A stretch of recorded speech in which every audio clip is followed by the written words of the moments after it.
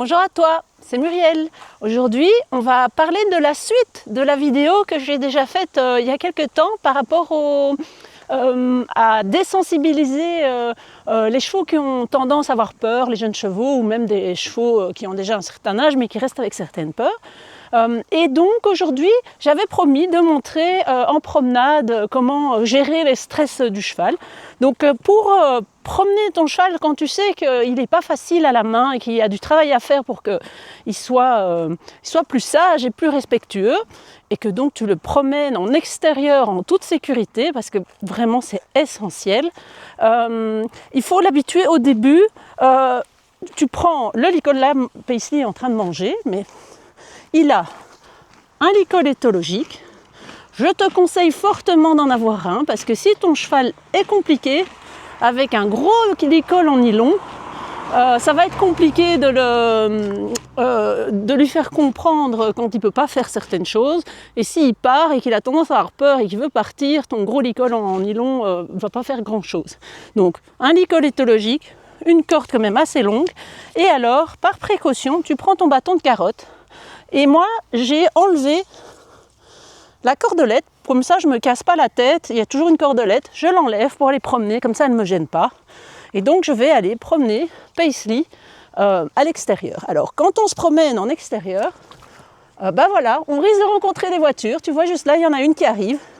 Au début, quand tu veux être en toute sécurité dans une promenade et qu'il y a des voitures ou même des vélos, parce que les vélos ne font pas toujours attention aux chevaux, le plus sécuritaire, c'est de toujours te placer toi entre le cheval et la voiture ou le vélo. Donc si par exemple, là je veux aller marcher le long du chemin, l'idéal de top, le top du top, c'est de te mettre côté droit pour pouvoir marcher et contrôler le cheval. Alors pourquoi c'est idéal? Parce que si, imaginons que Paisley, quand il arrêtera de manger, on va le mettre sur le béton, ce sera plus facile. Viens. Quand on promène le cheval, imaginons que Paisley ait peur de la voiture qui arrive à sa droite. Si je suis de l'autre côté, je vais avoir un cheval qui part et je vais avoir tendance à tirer sa tête. En étant de l'autre côté, en faisant ça, je tire sa tête et ses fesses vont partir sur le cheval. Sur la voiture ou sur le vélo.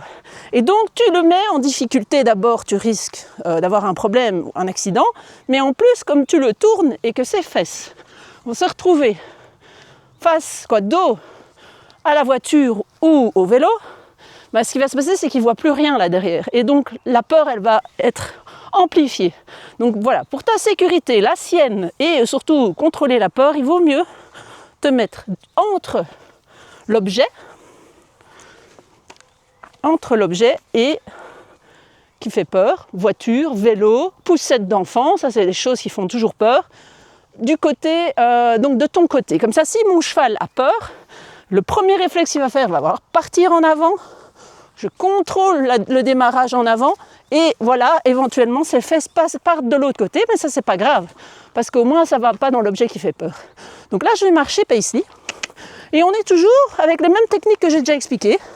Le cheval à côté de soi, on marche à peu près à hauteur de la nuque, donc de l'attache de la tête avec l'encolure.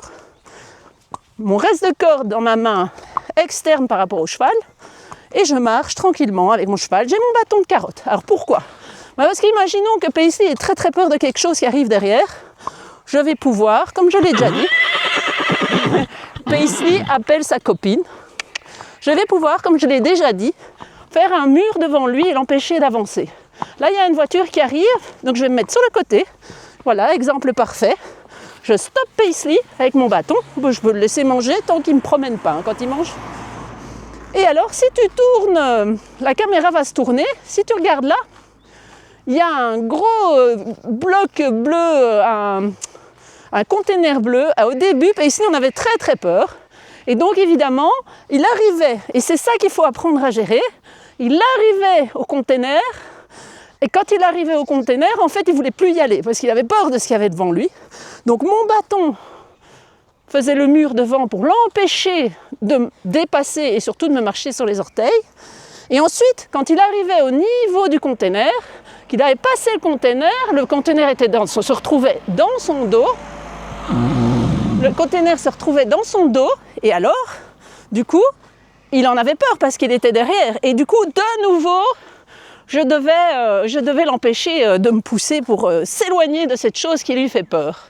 Donc, quand on a face à soi un objet qui fait peur au cheval, première étape, on l'approche et si on peut, on va montrer l'objet. Moi, j'ai été avec Paisley, lui mettre le nez sur le container bleu.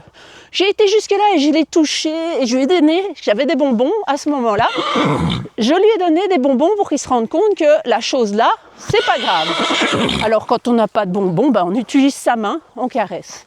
Et puis une fois qu'il était passé, ici il veut aller chez sa copine qui est dans le pré, et une fois qu'il était passé l'objet qui lui fait peur, il court, donc je l'empêche de... Ah ben voilà, on a des vélos derrière, Paisley n'est pas avec moi. Exemple parfait, il a voulu se tourner pour aller mettre son pet face au vélo. Qu'est-ce que j'ai fait? J'ai utilisé mon bâton pour protéger mon cheval, lui rappeler qu'il ne doit pas se trouver là, et ça me permet de contrôler la situation, de ne pas avoir d'accident. Et s'il avance, mon bâton vient bloquer devant. Donc voilà, un petit truc pour aujourd'hui, c'est approche d'un objet qui fait peur, contrôle de la circulation. Il y a eu des choses qui sont arrivées alors que Paisley était occupé à autre chose. Paisley, il a peur, il a juste envie d'une chose, c'est de retourner au pré avec sa copine. Mais si il vient sur moi, je lui rappelle que sa zone, sa bulle, c'est à côté de moi. Voilà. Alors, j'espère que ce petit truc va t'aider. N'oublie pas que si tu as aimé la vidéo, mets-moi un petit pouce bleu. Tu peux aussi t'abonner à ma chaîne et surtout, si tu veux, rejoins-moi dans ma communauté Facebook.